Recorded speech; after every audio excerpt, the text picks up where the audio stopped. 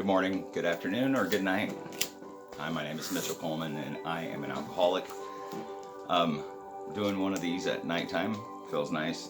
Been a good day.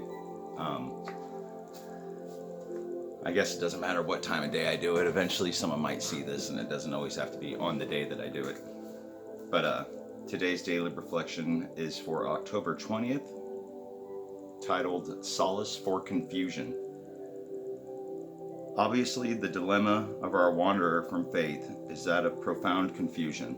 He thinks himself lost to the comfort of any conviction at all. He cannot attain, in even a small degree, the assurance of the believer, the agnostic, or the atheist. He is the bewildered one. That's from 12 Steps and 12 Traditions, page 28. And I like that. And it continues. The concept of God was one that I struggled with during my early years of sobriety. The images that came to me conjured from my past were heavy with fear, rejection, and condemnation. Then I heard my friend Ed's image of a higher power. As a boy, he had been allowed a litter of puppies, provided that he assume responsibility for their care. Each morning, he would find the unavoidable byproducts of the puppies on the kitchen floor.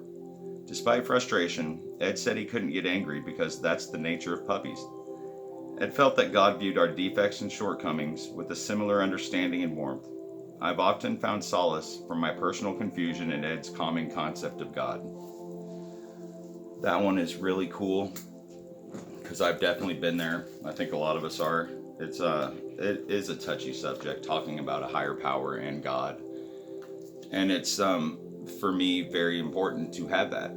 Because I also believe in the beginning when thinks himself lost to the comfort of any conviction at all. That's just a very sad way of living, probably, because if you don't feel any guilt or you don't feel there's something, I'm trying to word this right, judging you, which I still have trouble with sometimes. I guess let me try to keep it basic. I believe that there is a higher power and there's something more to this, and that's why it can be a very scary feeling, because I've been there when you believe there's nothing and that you believe that this is all just kind of a random occurrence. You have to have that faith in something, and it's just the same as looking at a sunset. I believe there's some of that in this next part I'm going to read. There's something more beautiful, there's something deeper than what we know. And I believe our conscience is definitely part of that. And it's just the way that we can recognize when we're feeling certain feelings.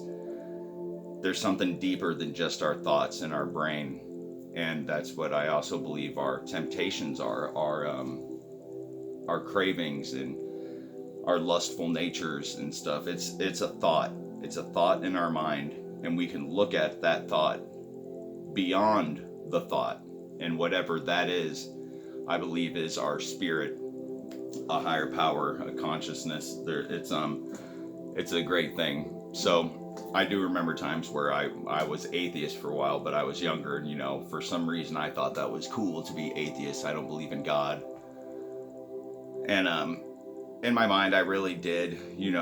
I was always talking to God in my mind, and I wasn't a church-going kid growing up. I was never at church. I just it wasn't a thing that my family did, but I always believed in a higher power.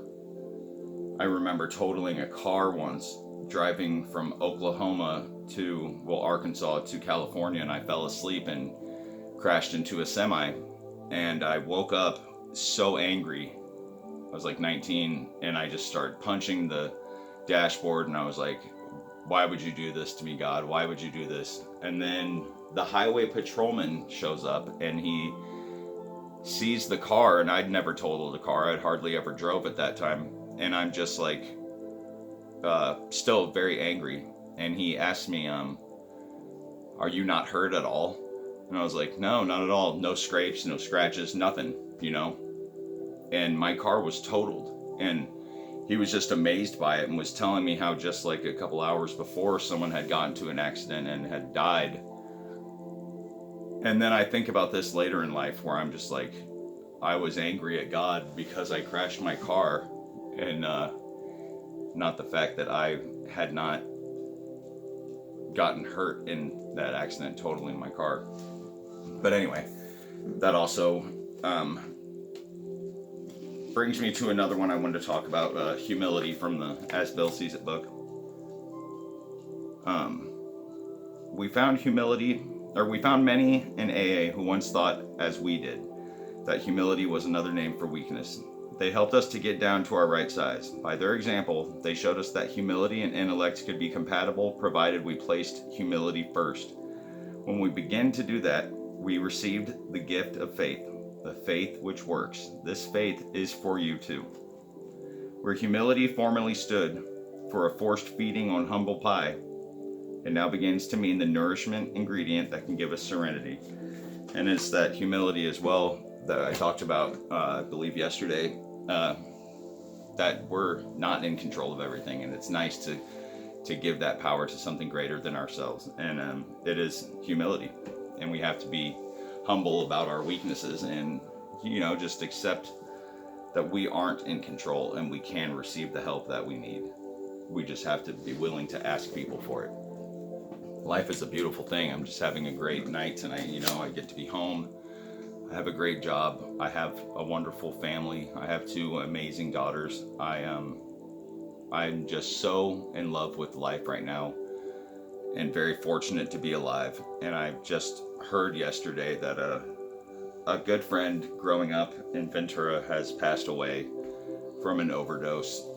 I think 39 years old, and breaks my heart. And I think of the people I've lost in my life just this year alone, and last year, and through addiction, one way or another, and they ended up passing away, and it breaks my heart, and it's very sad. And I'm so fortunate to be alive, and we have to remember this and how fragile life is. And if you go back out, there's no guarantees.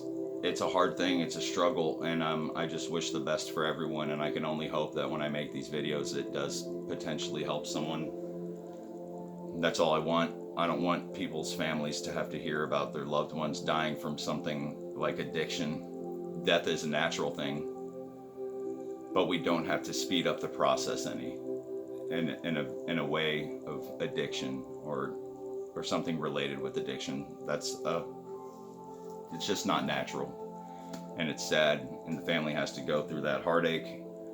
And the person was a wonderful person, and she is resting now, and she will be loved and missed. And my thoughts and condolences to her family and friends. Also, I got a little reading from my daily Stoic meditations that I always find a way to somehow connect into my daily reflections, but if not, they're still great to hear. This is for October 20th, and it reads, "What's the meaning of life? Why was I born?" Most of us struggle with these questions, sometimes when we're young, sometimes not until we're older.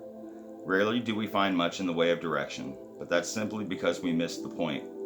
As Viktor Frankl points out in Man's Search for Meaning, it is not our question to ask. Instead, it is we who are being asked the question. It's our lives that are the answer. No amount of travel or reading or clever sages can tell you what you want to know. Instead, it is you who must find the answer in your actions and living the good life. By embodying the self-evident principles of justice, self-control, courage, freedom, and abstaining from evil.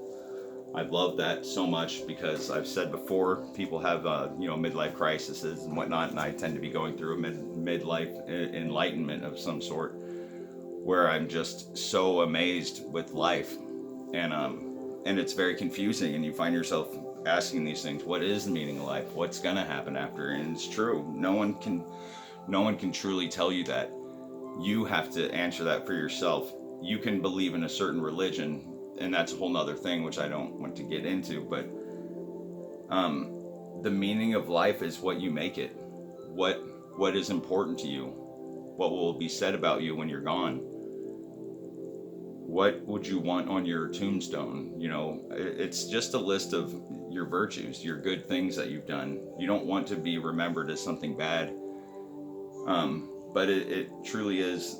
It's the way you live. That's the answer for me. Like it says there, the meaning of life. The meaning of life for me is to be an honest, loving, good person, a beautiful father, to carry on what I'm learning now to my children and help them in ways that I've had certain things carried on to me. And I was just talking about that earlier, like even the bad things and things that you go through as a child, you turn those into good things and they make you the better person.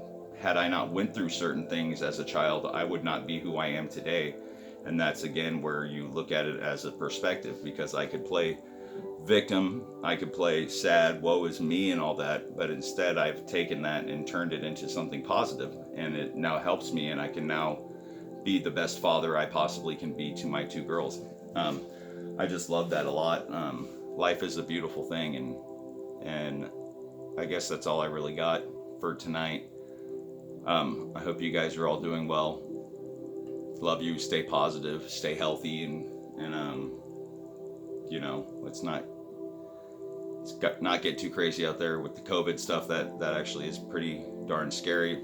But you know, let's just do something good for people, and let's pray, and let's really focus on what's important in our lives. How can we help people? How will we be remembered? Again, life is very short, very fragile, and we are fortunate today. You're fortunate to be able to even listen to this video right now. I love you guys. I hope you have a wonderful day. Had a wonderful day. Have a great day tomorrow. That's all I got. Again, one day at a time, guys. Love you, and I'll pass.